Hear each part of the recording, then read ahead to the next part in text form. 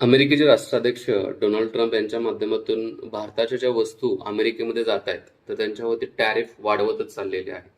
Tariff म्हणजे काय थोडक्यात, की ज्या वस्तू भारतातून अमेरिकेमध्ये जात आहेत, अमेरिकेमध्ये एंट्री करत असताना त्यांच्यावरती जो टॅक्स लावला जातो त्याला टॅरिफ असं सिंपल भाषेमध्ये म्हटलं जातं.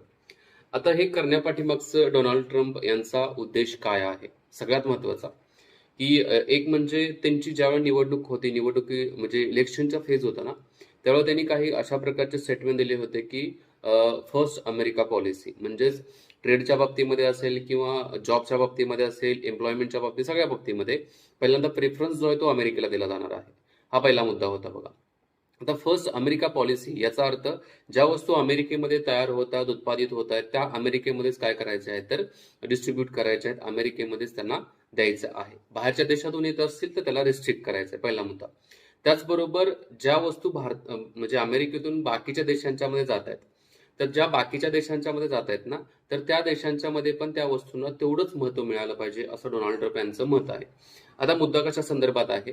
एक म्हणजे सगळ्यात महत्वाचा, ज्या वस्तू अमेरिकेमधून भारतामध्ये येतात, मोस्टली बघा फूड प्रोडक्ट्स जे आहेत ना, म्हणजे ऍग्रिकल्चर फूड प्रोडक्ट्स जे आहेत, याच्यावरती भारताच्या माध्यमातून टॅरिफ लावण्यात आलेले आहे, जास्त लावलेले आहेत इव्हन दो. रिझन हेच आहे त्याच्या पाठीमागचं, की बाबांनो भारतामधील शेतकऱ्यांच्या माध्यमातून ज्या वस्तू असतील, म्हणजे जे काही शेती संदर्भातल्या वस्तू असतील, उत्पादित केल्या जात असतील आणि त्या सबसिडाइज पद्धतीने भारतामध्ये डिस्ट्रीब्यूट केल्या जात आहेत. याचा अर्थ त्या भारतामध्येच काय होतील तर डिस्ट्रीब्यूट होतील, भारतामध्येच वाटल्या जातील, विकल्या जातील.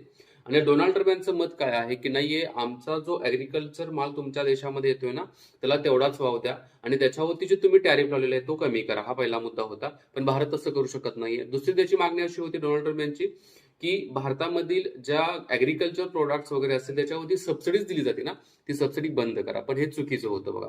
म्हणजेच भारताने त्याला काय केलं तर विरोध केला आणि त्यामुळेच एक टॅरिफ वाढलेली आहेत. म्हणजेच एक सिंपल, की टिट फॉर टॅट असं करण्याचा प्रयत्न काय केला जात आहे तर डोनाल्ड ट्रम्प यांच्या माध्यमातून केला जात आहे. आणि आणखी एक मुद्दा जो आहे तो रशिया बरोबरच्या रिलेशनच्या बाबतीमध्ये. आता रशिया युक्रेन वॉर सगळ्यांना माहिती आहे. युक्रेनमध्ये खूप मोठ्या प्रमाणामध्ये हानी झाली वगैरे वगैरे. डोनाल्ड ट्रम्प असे म्हणत आहे, डोनाल्ड ट्रम्प हे म्हणत आहे की हे भारताला का कळत नाहीये. सो या उद्देशाने डोनाल्ड ट्रम्प काय म्हणतायत, की तुम्ही रशिया बरोबर काय करायचं नाही तर ट्रेड करायचं नाही, रशियामधून तेल विकत घ्यायचं नाहीये. आता रशियामधून आपल्या डिस्काउंट प्राइस मध्ये तेल दिलं जात आहे. ज्या वेळेला 2022ला रशियाचं आणि युक्रेनचं युद्ध चालू होतं त्यावेळेला कुठल्याही देशानं त्यांच्याकडून तेल खरेदी केलं नव्हतं. बट भारत करत होता, डिस्काउंट प्राइस मध्ये करत होता. आता मुद्दा डोनाल्ड ट्रम्प याचा काय होता, की रशियाकडून ते घेऊ नका, आणि दुसरा मुद्दा हा होता की तुम्ही आमच्याकडून तेल घ्या. आता आमच्याकडून म्हणजेच अमेरिकेकडून तेल घ्यायचं म्हणलं तर अमेरिकेच्या तेलाची जी क्वालिटी म्हणजे ऑइल जे आहेत ना, क्रूड ऑइल मी थोडक्यात